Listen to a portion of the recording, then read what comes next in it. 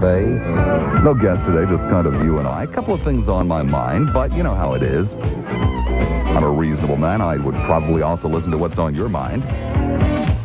Let me give you a chair update. Can you hear it?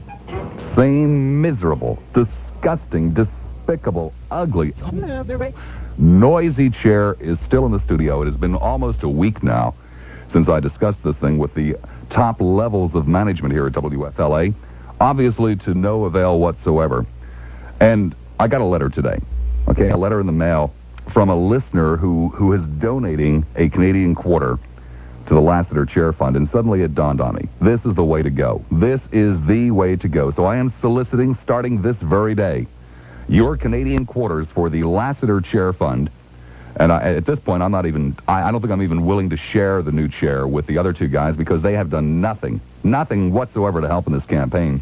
So this will be for the Lassiter Memorial Chair at WFLA. If you have, Canadian quarters left around at the house, and I'm sure that you do, and you're going to have a hell of a lot more of them in the weeks and months to come if you get my drift, send them to the Lassiter Chair Fund, care of WFLA, 801 East Jackson Street, Tampa, 33602. And we shall, of course, take them down to the bank when we get a sufficient number of them, discount them there at the bank, turn them into good old U.S. currency, and buy a new chair. This is just outrageous. How these people expect me to work under these conditions is beyond me. Speaking of conditions that are beyond me, I came in this morning, and it happened again. I mean, I can't believe, I just cannot believe that there are people who don't know me and who would take my prized parking spot. And it is a prized parking spot in downtown Tampa. Anybody that comes into downtown Tampa knows what parking is like down here, but that's a topic for another program and not one that I have any intention of doing. But nonetheless, give me a break. My parking space. And all of these people that have stolen my parking space have been driving relatively new, relatively expensive cars. They have all been, upper middle class business types doing business in downtown Tampa. And these people are nothing more than thieves. Outright thieves. Yes, it's the same thing as stealing money. That space costs $2.50 a day. $2.50 a day. Now, maybe that's money, but that's besides the point. Besides the point, these people have no consideration. None. So what did I do when I found the car in my space? I did what any red-blooded American boy would do. I parked the SOB in. Pulled right up on his bumper. And I came inside, and I sat down by the window, and I waited. And I waited. And lo and behold, the two gentlemen who had stolen my parking space did indeed come up today. And I sat there and I watched them for a few minutes, scratching their heads, saying, "Oh, gee, what are we going to do about this? This is the end of the world. Some good-for-nothing SOB has parked us in. This is outrageous." And then they started closely examining my car. They were going to open my car and push it out of the way. So I sauntered on out to the parking lot. And at this point, they were stopping people walking by, saying, "Gee, do you know who owns this car? Where we might find this guy?" And I came up and I said, "Gee, fellas, sorry to inconvenience you."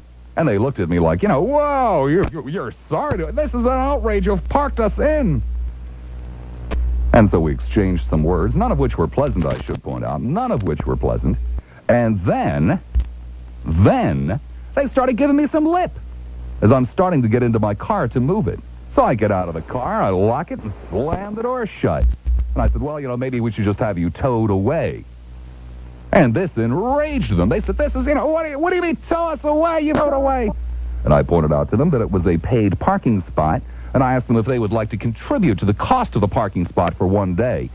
They thought I was insane. "What? You want us to pay to park where you pay to park?" And I said, "What the hell do you think it is, a charity lot?" And they said to me, "Yeah." I love it. Just love it. What a day and age we live in. Speaking of people who like something for free, we'll go with 20. I don't take a 10. I was listening this morning to this incredibly stupid ongoing argument, the good old Social Security lovers.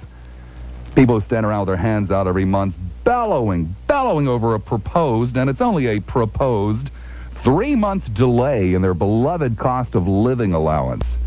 I don't know about you, but I'm getting just a little bit fed up with these freeloaders. And yes, damn it, they are freeloaders.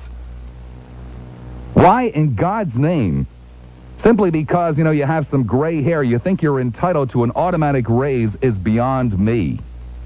Why in God's name, simply because you have some gray hair, you think you're entitled to welfare is beyond me.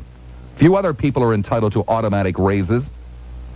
And it just seems to me a little bit too bad that people who are getting Social Security don't understand how it works, don't understand how it was set up, don't understand anything about it. How convenient. Well, I thought it was an insurance policy. I thought it was a trust fund. How convenient that you've lived for 65, 70, 80 years and you haven't bothered to figure out what in the hell Social Security is. I mean, you people are entitled, quote unquote, entitled to nothing. And what you get is coming out of my pocket. And normally I wouldn't mind. Normally I would be thrilled to help you in your retirement. But this country, damn it, is in trouble economically. And soon everybody in this country is going to be asked to make some very severe sacrifices to pay for the excesses of the generation that's now sitting there getting Social Security. And if 3 months is too damned much to ask of you, if postponing a cost of living allowance is too damned much to ask, well, then maybe the whole COLA is too much to ask for. You get my drift? Do you get my drift? Maybe the whole damn thing is just a little bit too much to ask for. Another thing on my mind this afternoon, the delightful ex-Reverend Pat Robertson and his stunning showing at the Republican straw vote in Orlando this weekend. 36%. Shouting, "We won. We're on our way." Well, I can only assume that indeed, if all of this is true, then at least a third of my audience are pro-Pat Robertson. And so I thought that maybe today, amongst other things, we would hear from pro-Pat Robertson people, hear from people who are for this two-faced, hypocritical miracle worker who apparently is ashamed of his past. Good things about Pat. A little free plug. Hey, wouldn't that be great? A little free plug. We could hear about how Pat is so anti-public education. We could hear them perhaps explain why Pat is in favor of giving white upper-middle-class people tax credits for staying home to take care of their children, but wants welfare mothers to go out and work. We could hear where the $100 billion in savings Pat has pledged are going to come from. We could hear just how it is that he's going to return the nation to their traditional values. Last bozo who we put in there said the same thing. And we could hear about teaching religion in the classrooms, because Pat, of course, swears he's going to bring back the good old Bible to the classroom. So we look forward to hearing from the approximately one-third of the audience who are Pat Robertson supporters. If we don't hear from him, then I guess we have to assume that Pat indeed does not have very much support, but is just kind of blowing hot air like he did, when he moved the mountains or the hurricanes or whatever it was that he moved a couple of months ago. Another thing I wanted to bring to your attention this afternoon, a little article that appeared in the St. Petersburg Times this morning. I can't imagine why the Trib didn't carry it. It's a great article. Dateline, Hudson, Florida, which is, of course, in the Bay Area. The article reads as follows, or in part reads as follows. Going nude at Florida Naturalist Park isn't merely welcomed, it is required, unless you're black. In that case, forget about having a picnic, swimming in the 10-acre lake, or joining the all-nude volleyball games, according to owner Ward Golvin. Nature in the beginning made blacks black and whites white. Isn't that heavy? I tell you, Ward sounds like quite a philosopher to me. And we don't want to adulterate what God created, Golvin says, so we don't allow blacks. Golvin, who is a young 83 years old, also probably waiting for his cola, has run the 220-acre park on Fairwind Road since 1959. He says he turned away a black applicant just a few weeks ago. And Golvin not only talks about such restrictions, he also has written them into deeds when he sold lots in the park. For example, one deed that Golvin prepared reads, quote, membership in Florida Naturalist Park and sale to and use of land by Negroes is denied Negroes, not so much because of color, but because they are trying to force themselves on those who do not want their company, as though others had no rights, and upsetting those who do not believe in mixing white with black. Aww. Another deed states membership in Florida Nudist Park is denied Negroes and black people because of forwardness by them. Interesting. Interesting. How about that? Isn't that great? The Negroes are forcing themselves on poor little old you. Oh, my goodness, how dare they? I mean, are they upsetting those of you who don't believe in mixing? And just why is it that you don't believe in mixing? And he suspects, perhaps, that there's a little bit more to this. I mean, considering it's a nudist park and all that kind of stuff, filled with a lot of white people. Perhaps they're afraid of those 12-inch gazongas out there, and poor old Wade and his followers walking around with 4-inch gazongas probably think that all the white women would go, wow, let's go with him. He's got a big gazonga. I mean, that's kind of what I suspect. But, hey, it's been a while since you folks have had a chance to enlighten the rest of us about how the good Lord and all those things didn't intend for blacks and whites to mix. And on the flip side, of course, there are black people out there listening, and I would ask you, what in God's name would you want to hang around with such yahoos for? Just what are your rights? What are everybody's rights when it comes to excluding other people? This park, this nudist park, has been helped by public expenditures, right? You better believe they have. So you don't like blacks. Well, that's cool, I guess. Hey, this is America. Just how far can you go, though? How far are you willing to go to exclude blacks from your life? And obviously, such covenants and deeds are illegal. Unfortunately, they do exist. But why bother? I mean, is it just something that makes you feel good? Just a few of the things that we might talk about this afternoon. Let me get... But sorry, Yvonne, I didn't mean to. I know you don't get much time, and here I am stepping all over it, and I've got... Would you like to come in and do a couple of hours, to make up for it? Let's schedule that for someday, yeah. Oh, sounds great. And you'll Thank do you, the news Yvonne. for me. Well, I don't know about that. All right. 12:35 the time, 990-9352 in Hillsborough, 461-9352 in Pinellas. I just listened to on basically the two prime issues, or two prime topics, if you will, that I brought up. I want to hear from all those good old Pat Robertson supporters, whose ranks are growing every single day. To kind of explain, say good things about their guy. Because, supposedly they're, 1 in 3 out there support good old Pat, which is just another lie, but Pat deals in lies all the time anyway. And then, of course, there was that marvelous opportunity I gave all those people who would like restrictive covenants and deeds and who feel that the black people are forcing themselves on them to come on and, enlighten the rest of us about all of that kind of good stuff. Back to the phones we go. Mike in Tampa. Hi, you're on the air. WFLA. Howdy, Bob. Hi, Mike. How's it going? Fine.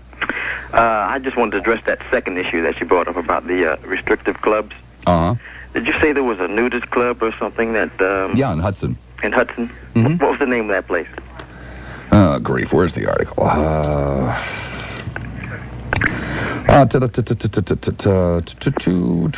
Florida Naturist, I suppose it is, Park. Florida Naturist Park. Florida Naturist Park, huh? Mm-hmm. Oh, I just wanted to know. I thought maybe we'd take a bunch of the guys down there and crash the place, Well, it seems to me that, what the problem is very clear. Poor old man's afraid of, seeing, a big black wazunga there. And I think that all the white women would scream and go running after it. Yeah, well, that's the problem, because that's the myth that goes way back, and there's no truth involved in that. Well, I know that, Mike. We all know that, don't we? Well, most of us do, I suppose. Well, it just goes to show you that... the poor guy running, the camp doesn't. Yeah. Well, it just goes to show you that the whole attitude is based on ignorance. You people don't know what the situation is, so they just draw their own conclusions, and a lot of times those conclusions are improper. Because I found that usually people that are from different backgrounds and different cultures, when they get together, find out that they're just like we are. Everybody's just the same, basically. Well, I think what I would like to know is why you can register a deed in Hudson that says membership in the park and sale and use of land by Negroes is denied Negroes, not so much because of their color, but because they are trying to force themselves on those who do not want their company, as though others had no rights, and upsetting those who do not believe in mixing white with black. I just want to know why the good folks in Hudson permit deeds like that to be filed in the county courthouse. That's a good question. It's a damn good question. Such things have been ruled illegal by the court since 1948. I see. Well, we have a lot of obsolete laws in the books. It's probably just a question of someone coming to someone's attention and then having something done about it. But as far as blacks forcing themselves on folks, I don't know. You know how it is with the old forbidden fruit theory. You feel that, if it's something that someone tells you can't do, well, then you're going to just go out of your way to try and do it. And that's the same way with interracial marriages and relationships and things like that. People are brought up, especially here in the South, to believe that, the races shouldn't mix together. So, of course, you've got the younger folks coming up who say, well, I wonder why, and I'd like to find out what it's about. So you got people that probably otherwise wouldn't even get involved in an interracial relationship doing it just by virtue of the fact that they've been told that they can't do it. It's like anything else. Tell a kid he can't do something, and what do you think he's going to do? First opportunity he's going to get when no one's looking, he's going to go out and do it. Well, I'm just curious to see, from other folks who think like that. I suspect there are 2 or 3 of them in the audience, just what they think their rights are in terms of excluding other people from their lives. Well, I don't know. Just like to know what their rights are to do that. I don't know if that's really possible. I mean, what's going to happen if if someone, if a black tries to get into a place like that? Is he going to be arrested? Is he going to be tarred and feathered and run out of town on a rail, or what? Well, that should be interesting, but the fact of the matter is that park, that nudist park, has been helped by public expenditures. I assume that there's a road that leads to it that was built with public money, and I doubt very much that there was any, tell Rocky on line 6, I'm not interested today, blow him away. You're on the air, WFLA. Hey, yeah, this here is Bill. Yeah, I'm down here in St. Petersburg, yeah. Hey, listen, you get on this kick about Social Security. Yeah, you got it, Bill. And, it's a lot of people, if they didn't have that, they wouldn't have nothing. Yeah, I'm very well aware of that, Bill. Well, why do you condemn that, then? I don't. Well, it seems to me like... I condemn greedy pigs who are already starting to scream because they might be asked to postpone a COLA for 3 months when this nation needs their help. That's what I condemn, Bill. Well, see, I work all them years. I work in a coal mine. No, and, really? And then they tell me, they say, well, you do this and you pay this, and then at the end you'll be helped. Well, then now it's time to help. Well, you are being helped, Bill. Well, that's the whole idea. I just don't see where you or anyone else is entitled to an automatic increase just because you've had the good fortune to live when people who are paying that automatic increase aren't entitled to them. Well, eventually they will be. No. What do you mean? Get off my back, Bill. What do you mean eventually working people will be entitled to an automatic increase? No, they won't, Bill. No. What I'm talking about is... You and your kind voted this in, Bill, and you and your kind made promises to yourself that you expect me to keep. Well, forget it, fella. The thing is as the time goes on, you'll get your share. Maybe I will, maybe I won't, Bill, but I hope that when I do get to that age, I don't stand around with my hand out looking for money that the country doesn't have. Well, if them people up there in Washington there, they fool around with it all the time. They keep taking it away, and then there ain't hardly nothing left. If they leave it alone, leave it be, it'd be there. Yeah, if they stopped giving you automatic increases just for the fun of it, it would be there. But the thing is, it costs more every time you go to the store. Tough luck. It costs me more, too, Bill. What? So I said, tough luck. It costs me more, too. Well, like I said, you're going to get yours someday. No, I won't, Bill. Why do you say that?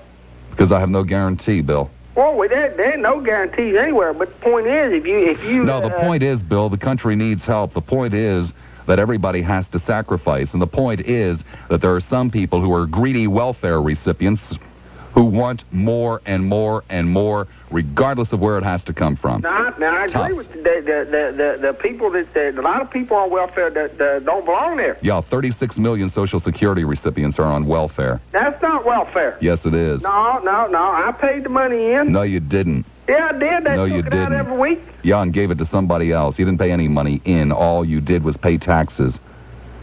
Just like everybody else does. Well, that money was supposed to have been put aside. Yeah, right, Bill. Well, it's my fault they didn't. They didn't put it aside. No, Bill, it's your fault for believing a fantasy that was never, ever, ever, ever the case, ever. And now you just have a convenient case of selective memory. Well, The thing is, when they was talking about all that, and they said that this is to help you when you retire and all, then yeah, it is to help. It is right, Bill. That's exactly what it is. It's to help you when you retire. It is not an unending, bottomless pit from which to draw. Well, I collect the pension too. It's just not that. I mean, you put in the both. The union come along and they guaranteed it. Great. They say if you vote for these people, then they'll guarantee that you'll have that money. Great. Glad to hear it, Bill. See? It's marvelous. You don't believe in that? I don't believe in what, Bill? Don't put words into my mouth. You put it's like a bank account. You put some money. No, it's not like a bank account, Bill. Get off my phone. You're a jerk, and I'm really getting a little bit sick and tired of talking to you. 9 teeth. Hypocrites. So come on, come out and support your hypocrite. Not a call on the board. Oh, where are they? Because the only people, and I'm deadly serious, the only people we will talk to today are racists and right-wing, fanatical, neo-Nazi political supporters. None of it. So I just love chatting with those folks. Just love chatting with them. They make so much sense. Asked a few legitimate questions, and now I'll just wait.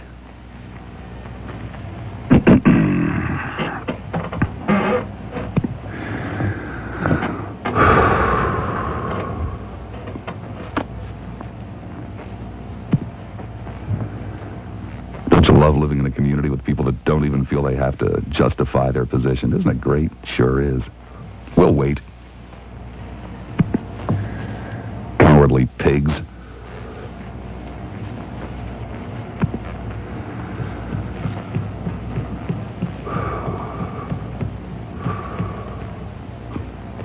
I don't think Walt quite understands. Hang up on him. If you don't, I will. I mean, we are talking to Pat Robertson supporters or racists, nobody else today. Just to explain to you what's going on, there was somebody on line 1 in Tampa who wanted to talk about the economy. Now, where the hell was he 20 minutes ago? Forget it.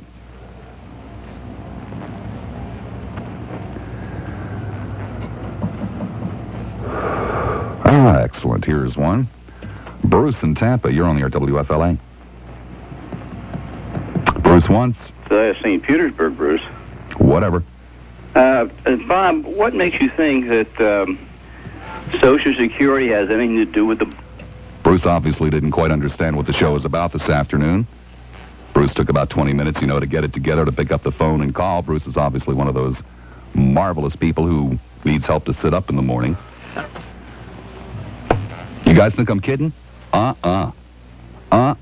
We know you're there. Come on, racists. Come on. Come on, supporters of a hypocrite. Come on. We'll wait. I'm an incredibly patient man. And if you haven't caught on to the fact that I won't take calls off topic, that's okay. Waste your time. Pete in Tampa, you're on the air, WFLA. Hey, Bob. Yeah? I just want to ask you, where'd you get off telling me? I don't get off. Okay, well, I just want to ask you one thing, okay? Yeah? I don't think there's a thing in the world wrong with me deciding who I want to be around. If I don't want to be around blacks, that's my business. Mm-hmm. To be around. If I don't want to be around blacks, that's my business. Mm-hmm. I just don't like them. Mm-hmm. Well, is that, Pete? Too smart for you? Yeah, excuse me? Are they too smart for you? Make you feel inferior? No, that's not it at all. I mean, it's got to be what is it smart. then? I just don't like the way they look. I don't like the way they talk. I don't like the way they carry themselves. Mm-hmm. Most of them just ain't got no education anyways. Mm-hmm. How would you know about that, Pete? Well, I have been around them before. That's why I decided. They say you can't knock it if you hadn't tried it. Uh-huh. Well, I tried it. I don't like it. And I think I should have a right to decide who I want to be in the presence of. Oh, I see. Well, don't other people have the same right, Pete? They've got a right as long as they don't want to force themselves on me. Who's trying to force themselves on you, Pete? Well, that's what you're talking about. No, I'm not talking about forcing yourself on anyone, Pete. You're talking about restricting. I just think that everybody has the same rights that you have, right? To a point. You have the right to be around who you want to be around, right? That's true, but if they don't all people have the right to be around who they want to be around? To a point. So if a black guy decides he wants to be around your neighborhood, then he has the right to be there. No, he don't. Oh, I see. So you have more rights than somebody else has. Well, that's just the way it is. That's just the way it is. I This see. country is founded on the principle that you go out and you get what is yours, and once it's yours, nobody can take it from you. Nobody's trying to take anything from you, Pete. Well, he's trying to take my freedom from me. Take your freedom from you? How's that, right. Pete? If I see a little black boy walking down the street with my daughter, I'm going to do my best to bust his head open. Oh, really? That's right. Yeah. Oh, I see. So he doesn't have a right to be with who he wants to be with. Only you have the right to be with who you want to be Not with. if it's my daughter, he don't. Uh-huh. That's right. Uh-huh. Gee, thanks so much, Pete. An enlightening conversation. Now, wait a minute. Now, I'm not done yet. Yes, you are. Here, why don't you look through this research? We have the right to have a Miss White America beauty contest. You do. No, we don't. Sure you do. You have We for had a years. black win it last time. So? So you let somebody in. Big deal. It's still Miss White Yeah, America. but I You don't know it think as the well as I blacks do, let the Frank. whites in. So what? So what? Go to court. Go to court. Go to court if you want to put a white girl in there. You can get a court order that'll prevent Yeah, it. sure. You know, but That's right.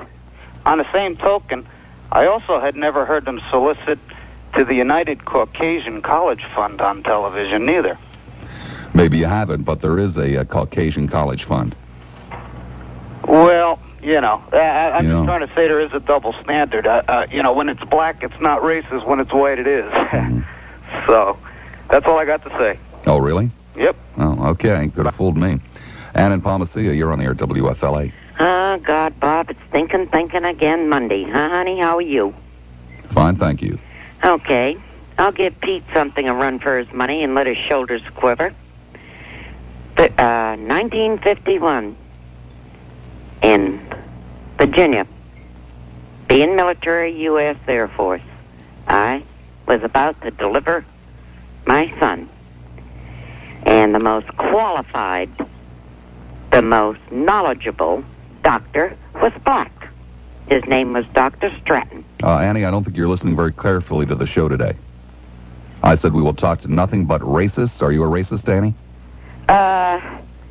Yes or no? No, I'm... Bye, Annie. Racists and right-wing political, religious supporters of Pat Robertson. Period. Period. I mean, is that so hard to understand? Want me to make it clear? Even more so?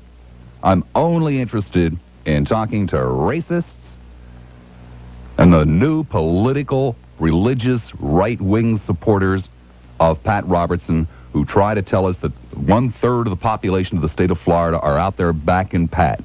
That's it. Nothing more, nothing less. So save your dimes, save your trouble. I'm not interested in hearing, about a black doctor who delivered your baby 400 years ago. That's not of any interest to me today. The reason why? Real simple. Where the hell were you when I first started talking about that article? You didn't care. So now, I'm not interested in talking to Johnny-come-lately liberals. I want to hear from the real people in Tampa Bay. The real people. And if I don't take another call for the rest of the show, that's fine with me. But neoliberals, save your time today, okay?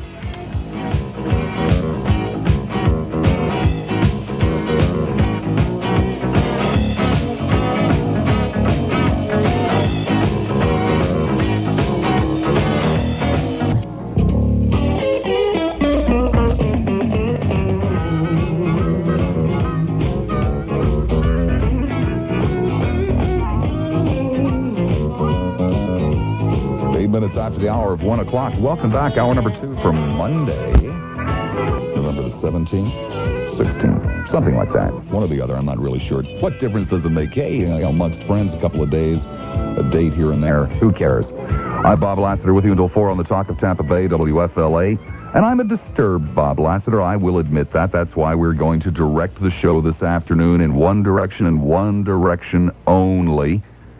Actually, two parts of that direction. People who are pro-Pat Robertson, people who are pro-segregation. The reason, quite simple. I brought up a couple of things at the top of the program in the 12 o'clock hour about some nonsense going on up in Hudson at a nudist camp where they have restrictive deeds, racially restrictive deeds. Nobody cares. And then, of course, we brought up the Pat Robertson victory last weekend in Orlando, where he got himself 36% of the votes at this straw vote Republican convention. Who cares?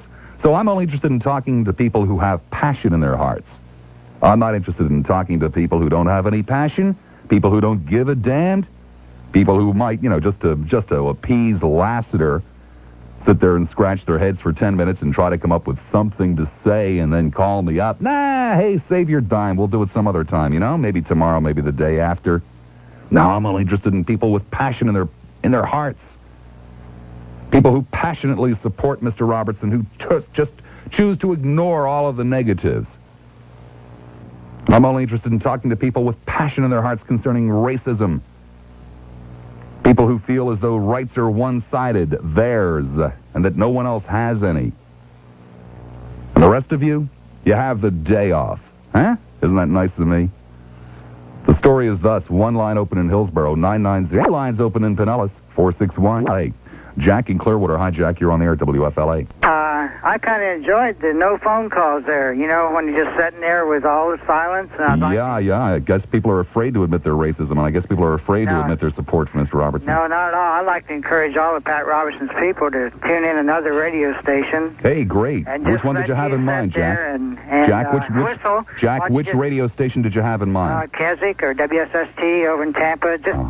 I just happened to catch you on the way home to eat and just accidentally listened in. Yeah, I'm at home now. I thought I'd call in and encourage everybody not to call. You're so rude and crude that if people, or maybe if they wanted to call in and then just hang up when you finally get to them and tie up your lines, you could sit there and whistle all afternoon. Yeah, they could do that. Yeah. And I thought, a talk show without any talkers. Boy, that would be a real Pat Robertson. That would be a real Pat Robertson kind of thing to do. To stifle conversation. Well, you're so rude especially and conversation crude to you people don't like. Inconsiderate and all over the conversation. Why don't you go back to New Jersey or wherever you came from? Because I'm going to stay here and make you miserable, Jack. Not my plan, because I'm going to tune in Keswick. Right. Okay, Bob. Just thought I'd call in and let you know. Enjoy the silence. Jack, I know why you like Pat Robertson. You and he have something in common. Don't put words in my mouth. You both love to lie. Jack will be there for the rest of the afternoon. You know it as well as I do.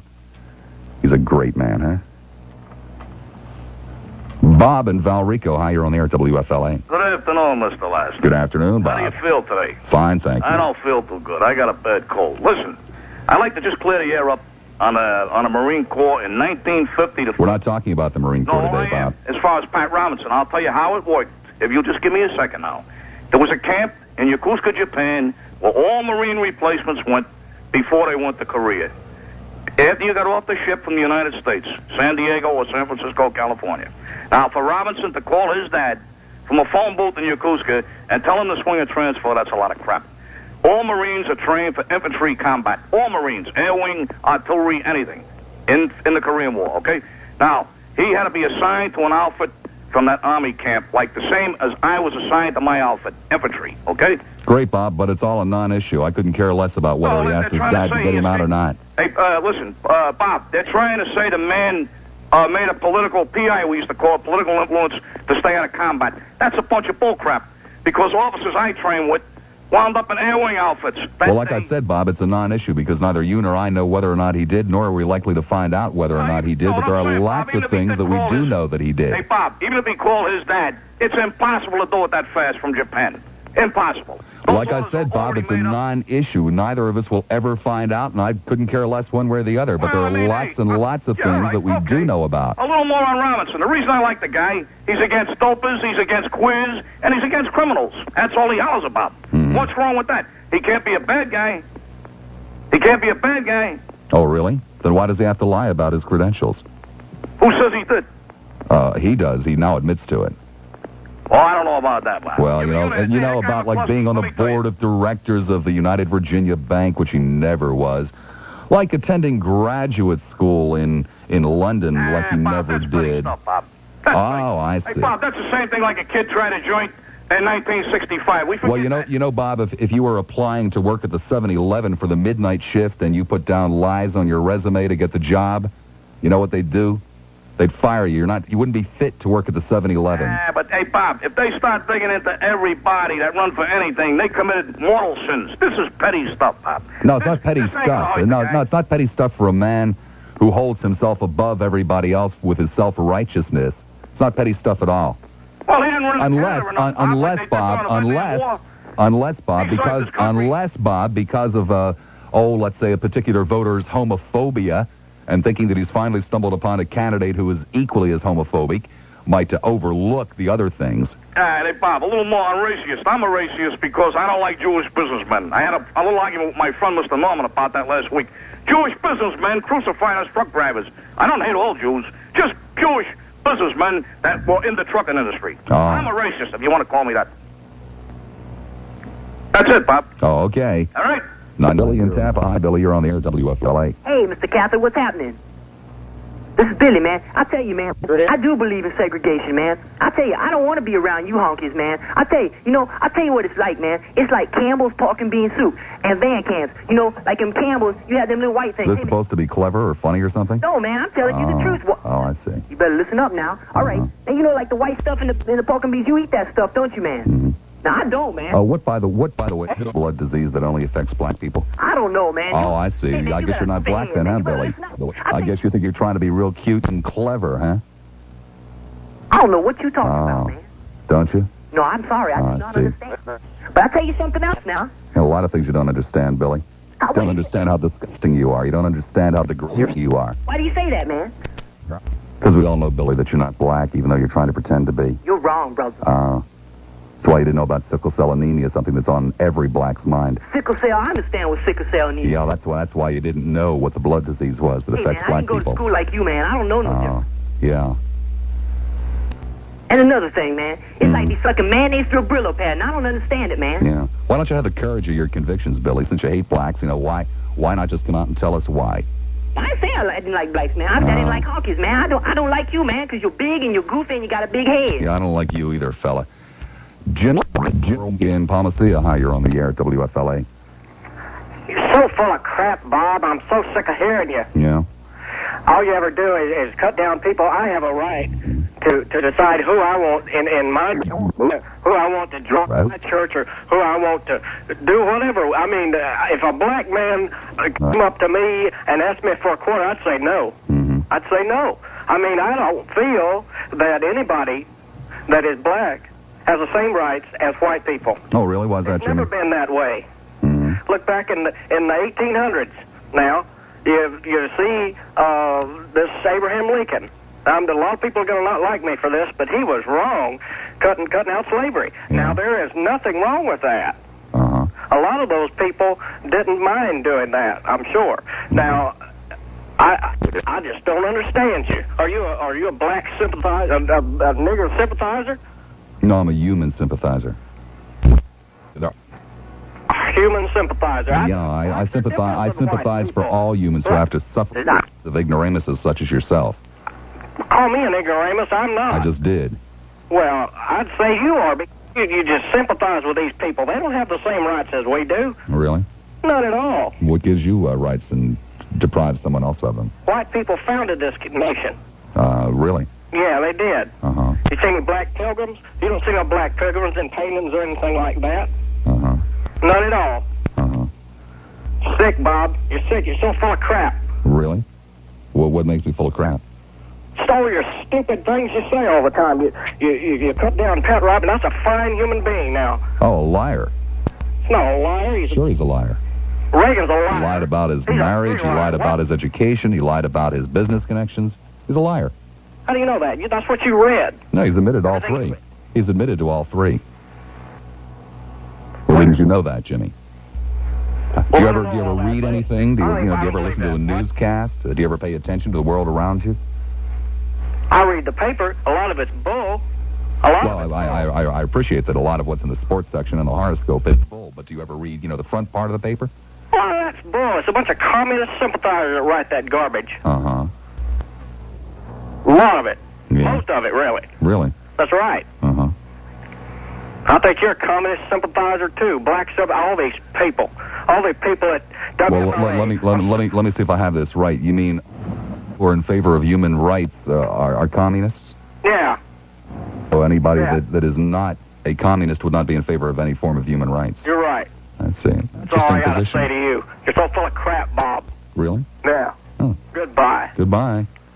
990-935. And I guess my main thrust of interest is why do you have rights and black people don't have rights?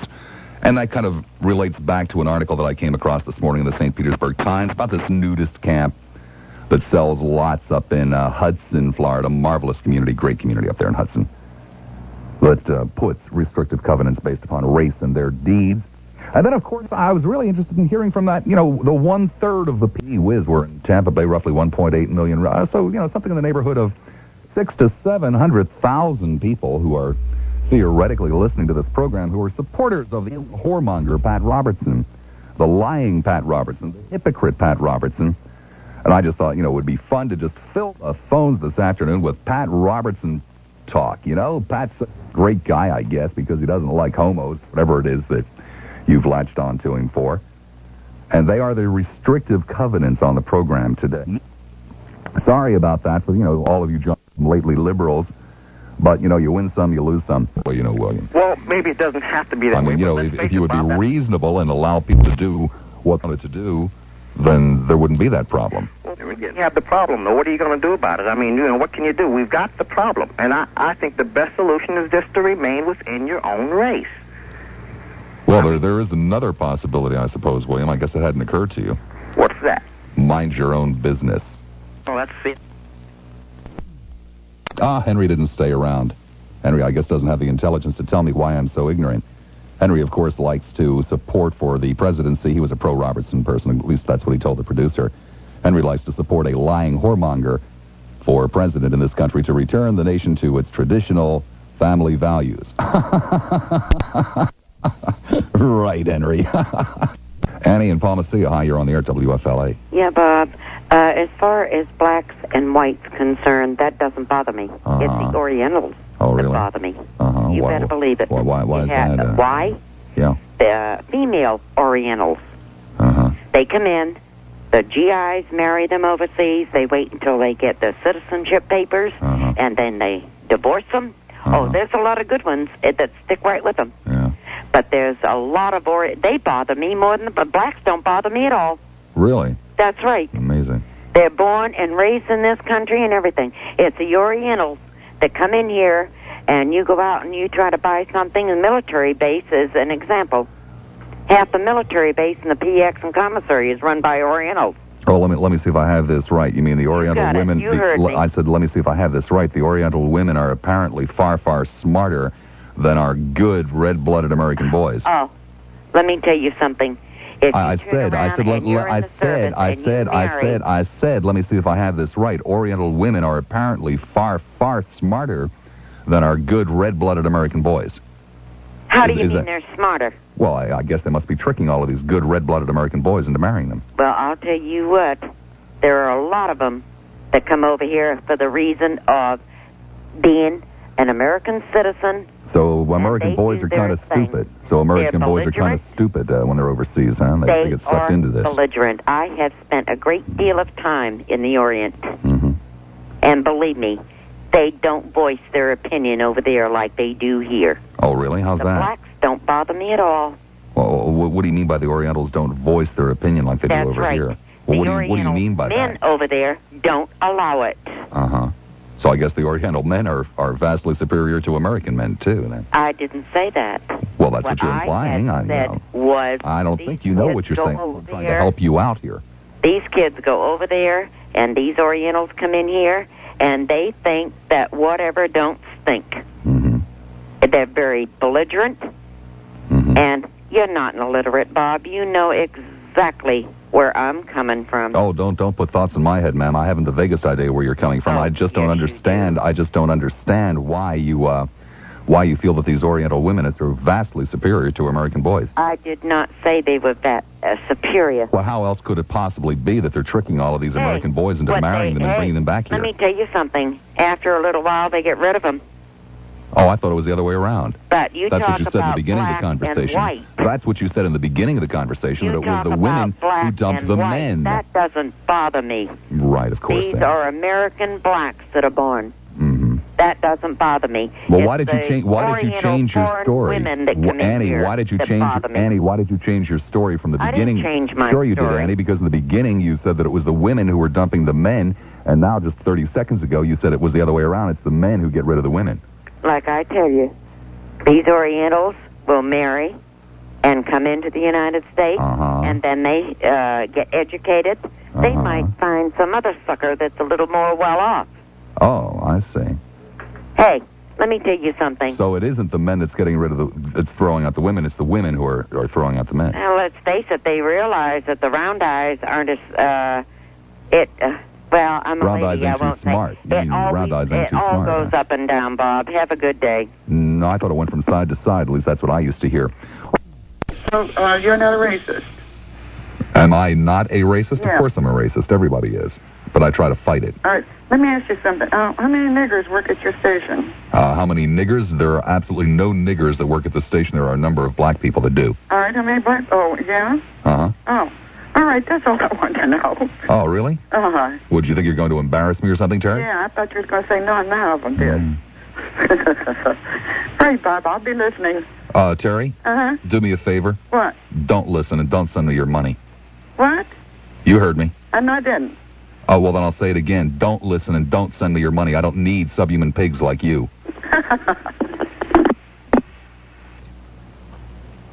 Plain and simple, Terry. Let me repeat it again. I do not need, I do not want, I do not solicit, I do not accept subhuman pigs like you. How many niggers work at the station? No niggers at all. Quite a number of black people, though. So what do you think about that, Terry, eh? Anybody else care to ask me how many niggers work at the station? The shame isn't on me. The egg is not on my face. The egg is on yours. Bob in St. Pete, you're on the air at WFLA. Hello? Hello. Yes. This is Bob. Yeah. I'm a racist. Uh-huh. Why is that, Bob? Because, you know, that's just the way I was raised, I guess. Uh-huh. I can't see nothing good about this. You know, as far as the people wanting to have an all-white nudist beach, I believe that they have that right. No, they don't. Well, that's your opinion. And No, it's not an opinion. It's a matter of fact. Well, This is America, Bob. Pardon? This is America. Are you entitled to go any place you want to go in America? I do just exactly as I please. Well, then other people have the same right as you. Well, they do, as long as... So therefore, people are not entitled. A community has the right to do exactly as it pleases. I beg your pardon? A private community has the right to choose who lives there and who doesn't live there. Well, it's not a private community. It's not a private community. Beach, and they have a right to do whatever they please. No, it's not a private beach, and it's not a private community. They offer for sale lots to the public. Well... They also take advantage of the tax laws and depreciation and tax credits. They also take advantage of public utilities and roads that are paid for by all Americans. So in this country, we have the warped concept that every American is entitled to go wherever he or she pleases. Yeah, Bob, but the point is here, is like you say, you asked me to call up and tell you my point of view, but you told me yours. You have no real fact to prove that all this is true to what you say. I beg your pardon? You don't have any real fact I beg your pardon? There are no public utilities that run out there? There are no roads that run out there? Public utilities are paid for by the public. That's right. Okay? And blacks happen to be part of the public, don't they? You misunderstand the conception here that we're talking about now. Come on. I have to pay to have the line run in. That's right. I didn't ask no black people to help me pay for that. So they don't have a right to it. Oh, I beg your pardon, but they did help you. But they didn't help me. Oh, but they did. I paid for this. I paid no, for the wire. You paid a portion of it. You're telling me that black people have a right to use my telephone because I paid No, I didn't say they had a right to use... No, I didn't say they had a right to use your telephone. Don't try to put words in my mouth. Don't try to put words in my mouth. I'm not putting any words in your mouth. Nobody can put any words in your mouth. Oh, you're trying? No, sir, I'm not. Oh, I see. I know said... you're trying to put words in my mouth. You're trying to turn this around, but that's... No, I'm not trying to put words in your mouth, Bob. I didn't say that you had said anything. I'm one of the minorities that have the 4-inch gazonkas, you know what I mean? Uh-huh. And I believe you're one of them minorities to chew on a 12-inch gazonka. Uh-huh. And that's my opinion, and that's all I got to say. I see. So I have put you intellectually, so the best you can do is You to don't have any intellect, suggest that my manhood No, may your not intellect be is up to your standards. You have no intellect, my friend. Oh, really? None at all. You only think you do. Well, then why do you listen to me, Bob? I had no choice. No choice. Oh, you're forced? Someone holds a gun to your head? No. Like I say. Then I guess you do have a choice, huh? But I just had to tell you, that I don't see your point, but that's whatever it is to you. But yeah, I'm a racist, and I'm proud to be one, and you can bite the big one. And subhuman, you are, chump. Bye.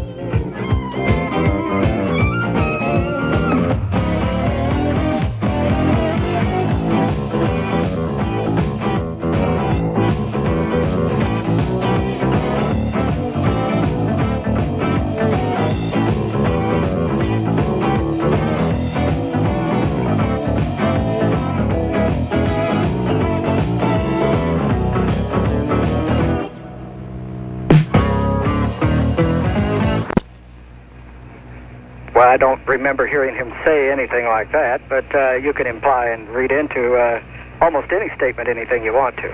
Which something is, by the way, you're really quite good at. Oh, really? Yes, in Oh, thank debating you. terms, it's called baiting.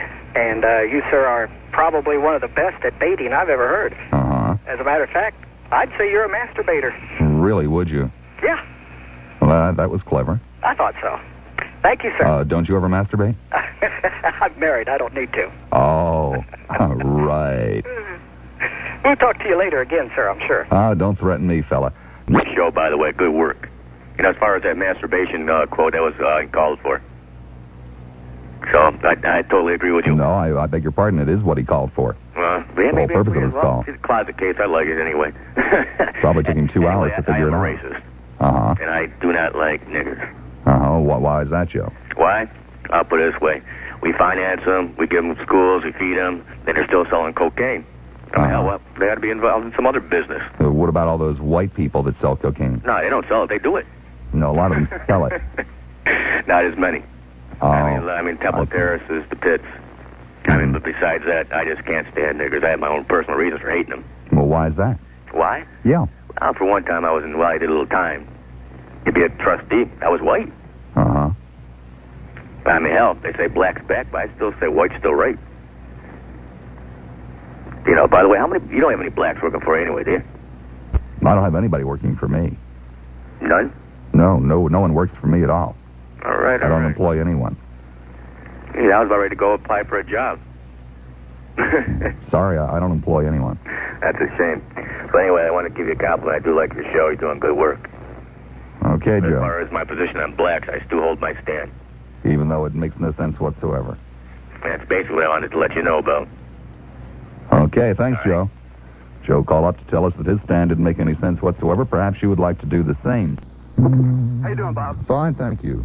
That's good. I just, on the racial issue, my stand against blacks is...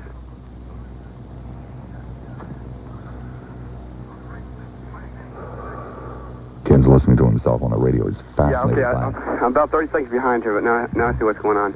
My stand... Hi, you're on the air, WFLA. I'd like to have a conversation. Well, I'll tell you what. If you use language like that again, I will cut you off. The announcers, all the Jews you got married. Well, first of all, I'm not Jewish, nor am I married to a Jew. You married the Jews, and so now you have to visit it on your audience. Yes, a great deal of Jews come from Iowa. Very, very large number of Judaism in this country, Iowa, which is where my wife is it's from. about 1%, and they whine about 90% of the airtime in Florida. Oh, really? And because you married Jews, you've been living with niggers, so you want to visit it on us. I've married Jews and have been living with niggers. Well, certainly, every time I hear about you and Mary, you're down there living with the niggers. Oh. Would you care to explain that, exactly what it is? By that? I just want to make a few points here about you whining, sniveling Jews that control the radios around Florida. It's callers like you that make me wish I was Jewish. So you go cut and run, you little gutless chicken shit bastard? No, as a matter of fact, I'm even going to let your obscenities go out over the air. Oh, he's the one that cut and run. Ross in Dade City, hi, you're on the air. Yeah, well, 1 second, Ross, let me put you back on hold and explain to the audience what just happened. You see, he thought that he would accuse me of cutting and running, and to ensure that it would appear that way, he uttered the obscenities. But to show him up for what he was, I let him go out. And now we know who cut and run, don't we? The rest of you, give it a rest, maybe tomorrow, maybe the day after, who knows, we'll let you ramble on about whatever it is that you wanted to say, but today, that's it. Why? Real simple, because I know they're all gutless wonders who haven't the intelligence that they were born with to back up their positions, and I get a real kick out of it. I get a tremendous kick out of it.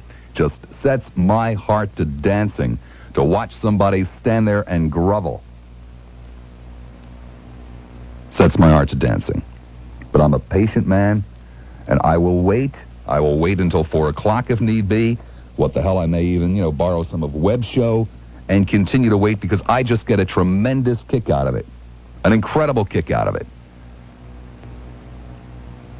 Now, these people are there in droves, absolute droves, when they don't think anyone's going to question them back. Just let them ramble on with their racism. Just let them ramble on with their neoconservative politics. Then they are there in droves. You can't beat them away with a baseball bat. But God forbid someone should ask them some questions and, point out their fallacies. And have you any idea how proud it makes me when someone calls up and says, oh, well, you're a Jew, you married a Jew, and you live with niggers, yeah. And now you're going to hang up on me, huh? Oh, it just sets my heart to dancing, because it's what it's all about. I love talking to morons. I love letting morons have airtime. What's the matter? Are you ashamed of being a moron? Is that the problem? Are you ashamed of how you feel? Is that why you can't declare it publicly? Can't you defend what it is that you believe? Is that the problem? Aw, pity poo. Pity, pity poo. Well, I mean, my goodness, I've even given you the opportunity to just declare which side it is that you're on and then insult me. So that you'll feel better.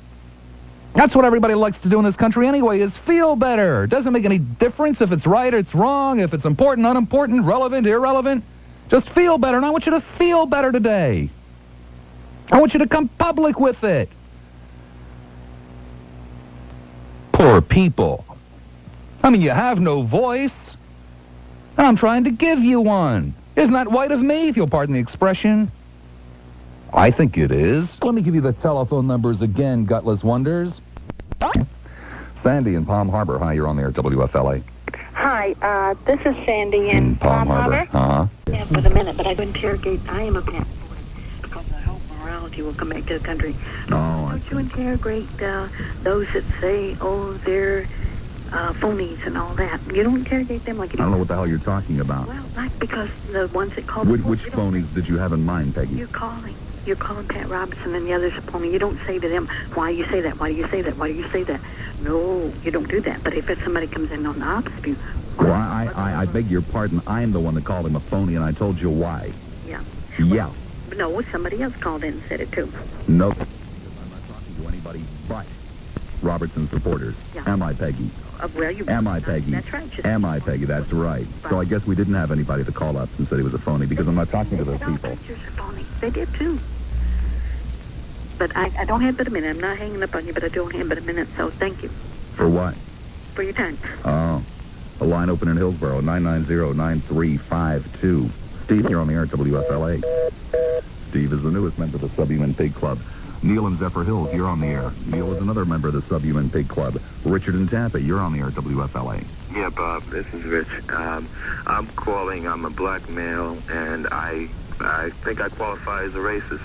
I have watched over my lifetime the whites oppressing blacks to the point that I really don't think anything should change. I really believe that down the line, the way things are going, when the new programs, the social programs start to turn around and blacks are in a superior position, then blacks will be able to oppress the whites, just like... oh, boy, that'll make it all even, huh? Well, you know, you had a guy a couple hours back talking about why do you have a black America? I've watched Miss America all my lifetime. And I know a lot of black women are much prettier than any white Miss America that I've seen. So they have the white America. I mean, I look at the astronauts, I look at the president of the United States. All I see is white people pushing and pushing and pushing their white racism on me as a black man. And the funny thing is... Well, you seem to have very selective vision. Why do you say that? Well, because there was an awful lot of white people that got together that said this is wrong, that have kept you from working for somebody in his cotton field today.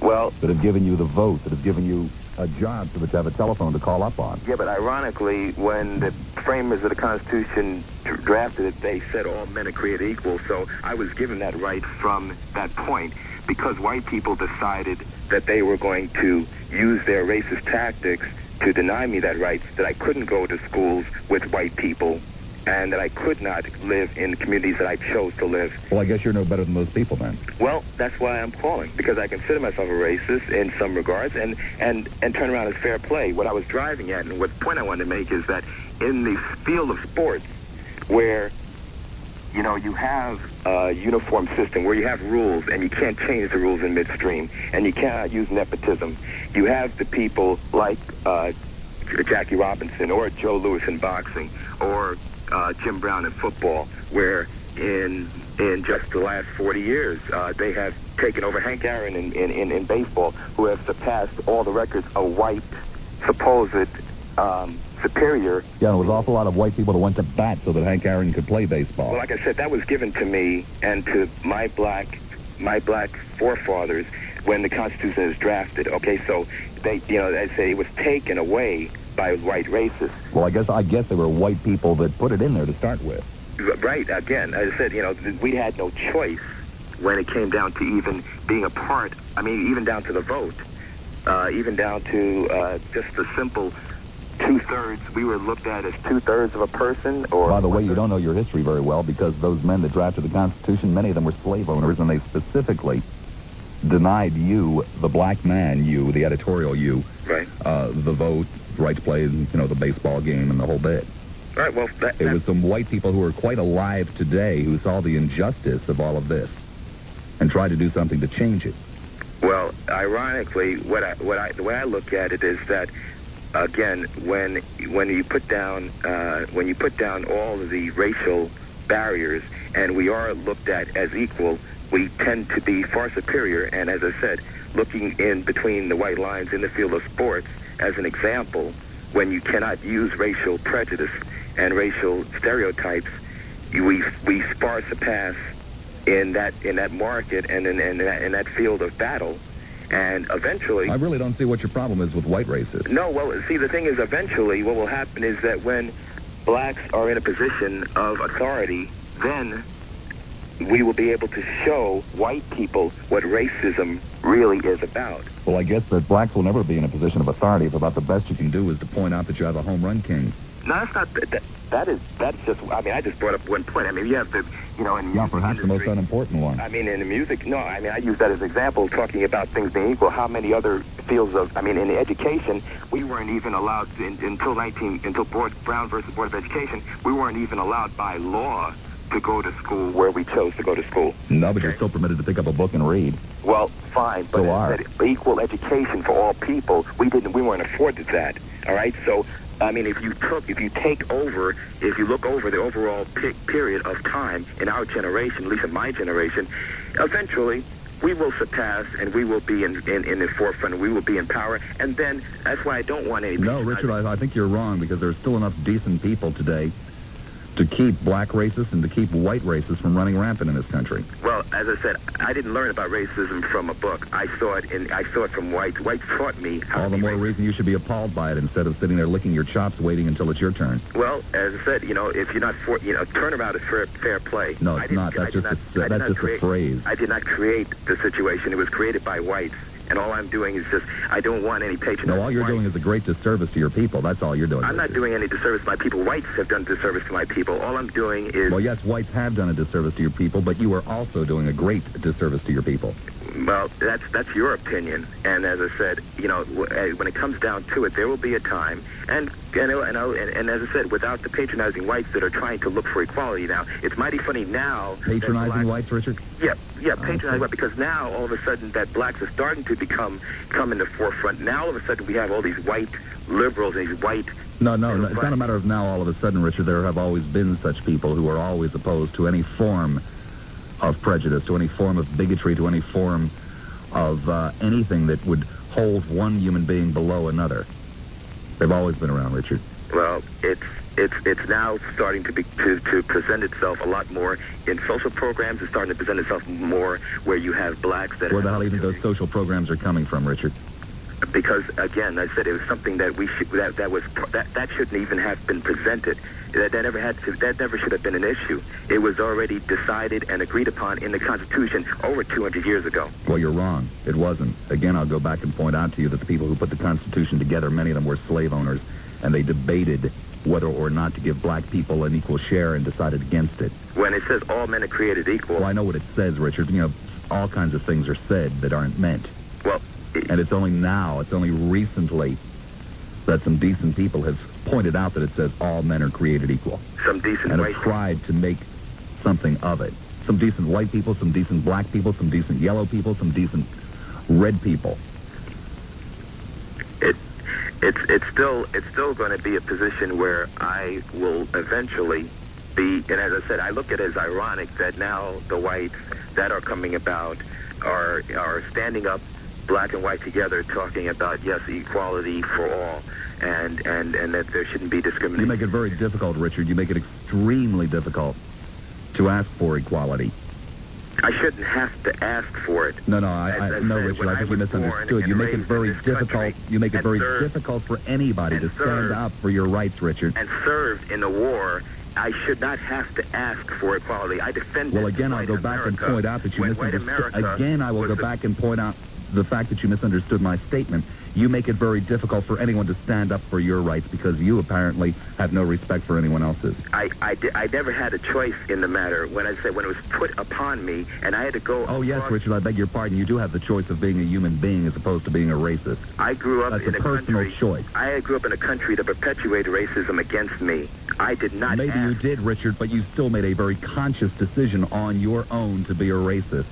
When you go halfway around the world and fight against a group of people who never called you nigger, who never told you could not live with them, and then you have to defend what white America sets up as their standard, and then you come back to a country and you say, yes, I am a veteran of a war where I defended America's freedoms, and you cannot buy a house without having a person in the front. Well, this may come as a great shock to you, Richard, but there are an awful lot of white kids that went over there and did the same damn thing that you did, and they're suffering. No, they're suffering just as bad as you are. Yeah, but they can change their name like Jerry Lewis, or they can change their name like Dean Martin, or they can change their physical features. I cannot change the color of my skin just because you can hide behind a name. Well, your implication is that Jews suffer, and obviously you know that Jerry Lewis is a Jew, and so does everyone else. Okay. And your implication is that Italians suffer, which obviously you know Dean Martin is an Italian. You have a choice to turn around and decide to change your name, and when you walk through the door, nobody knows that you are not a white Anglo-Saxon American. Well, you have a choice too, Richard. You know what that choice is? What is that, Bob? To extend to everybody what you would have extended to you. It's a choice that you have apparently made not to live by.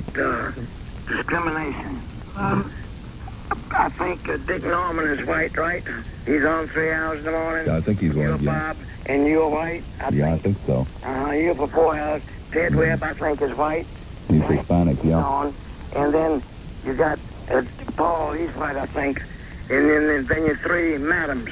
Madam Courtney Campbell, Madam Ruth, and Madam Jeton.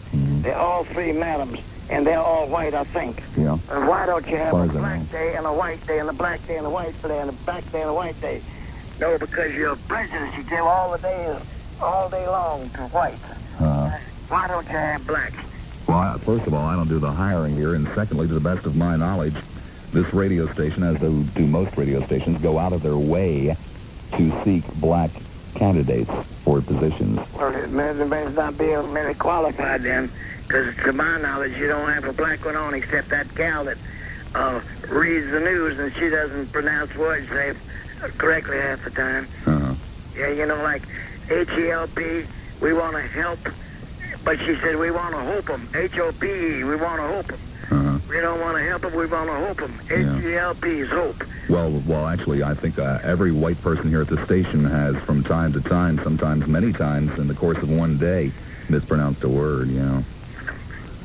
Well, it just seems sort of funny you're talking about equality for blacks, which is all. No, I'm not talking about equality for blacks today. I'm soliciting people who are racist, which apparently I guess you are. Just equal time to blacks, you know, and yet you don't have a black, to my knowledge, on the station in the 24 hours. You used to have that Bob, whatever his name was, it was president of the ACP, and boy, you got rid of him in a hurry. He's not on anymore on Sunday. That's right, he's not on anymore on Sunday. Why? I don't know. You don't know? No, I have no idea. I didn't ask. So if somebody asks you an intelligent question, you can give an intelligent answer. Have you asked an intelligent question yet? I certainly have. I said, why is he not Guess it was before I put you on the air. That's intelligent. Oh. Could have fooled me. As a matter of fact, you did. I didn't hear you. Oh. Well, turn up your hearing aid next time. In, someplace in Pinellas County. Hello, Ann. Ann? Yeah. I'm Ann. I'm a Pat Robertson supporter. Great. Why? Bob, you're like a mad dog. Why don't you go to a vet and get checked for rabies? Well, they do call me Mad Dog, Ann. Why is it that you're a Robertson supporter? I don't have rabies.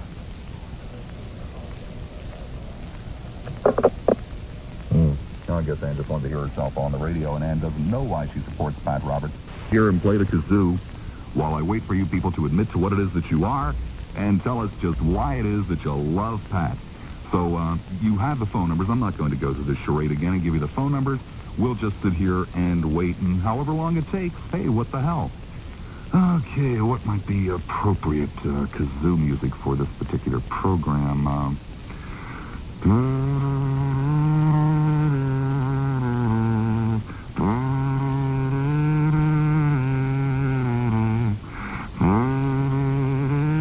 I always love playing the kazoo. The phones light up. I guess people like my playing.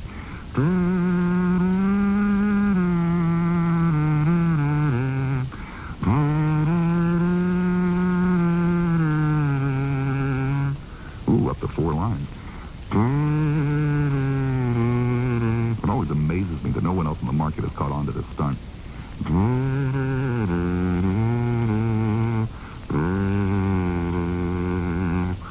Okay, we'll go with this. An incredibly unrealistic thing to say. I have admitted, I know there's bound to be something. Uh-huh. But just a handful, though. The blacks are the most filthiest, ignorant people on this earth. Next to the Mexicans. Well, the Mexicans, they're a little bit cleaner. A little bit cleaner than blacks. I've been there several times, yeah. You've been where? Mexico. Why would you go to a country full of people just slightly better than blacks? Well, it's been a long time ago when I was in the service, and I had to go there. You had to go to Mexico in the service? Uh-huh. We don't have any bases in Mexico. You don't have any bases, but there's a lot of other reasons to go there. For example? Well, there's some of the Secret Service. Well, I don't wish to be rude, but you don't sound like a young man. I'm sure it would have been a long, long time ago. That's what I said. It's been a long time ago. So, I guess it would probably be okay to tell us now. Well, no. I'm sworn to secrecy. I cannot tell anything. Well, you mean you don't want your wife to know that you went to that whorehouse in Tijuana? Oh, yeah. I've been there, too. Yeah. Oh, I see. You can make love to them, but you wouldn't want to live with them. Well, I was young. That was $2 a throw. It made a difference. But it was better than nothing. But, no, the blacks are the filthiest, no good. And in Florida, they're worse than anywhere I've ever been. But I have never seen Would you have slept with a black whore? No, I haven't. I said, would you? No. For $2? No. $1.50? No, if they paid me $5, I wouldn't. If they paid you $6? No, well, no. $7? I'd have to have about $1,000. $1,000? Well, you do have a price then, at least. I'd sleep with her, but I wouldn't do nothing. I hate them that much. Really? Yeah. I can't stand them. They're no good. They never will be good. Because they were mistreated maybe for 100 years or so as slaves, they expect us to pay for their life for the next 100 years. We have to pay everything for them now. Welfare, and they What percentage of black people do you think are on welfare? Well, proportionately, percentage-wise, a hell of a lot more than white people. Well, what percentage of black people do you think are on welfare? I have no idea. About every other one, I think. Not quite. Well, let's say there's 20-something%. Whatever it is. Yeah. It's a hell of a lot more than white people, percentage-wise, because there's a hell of a lot more white people. But they expect us for the next 100 years to keep them living, and groceries and all that stuff. Well, hell, what are we supposed to do? The 100 years that they were mistreated or so, why should we keep them up for another 100 years? They're no good. They never will be any good. 50 years from now, they'll be the same damn thing they are right now. No good. Just one final question. No, back. Just one final. Oh, I see. He didn't want me to ask him if he was a good God-fearing man. I guess the fact that he ran off so quickly tells us that he is.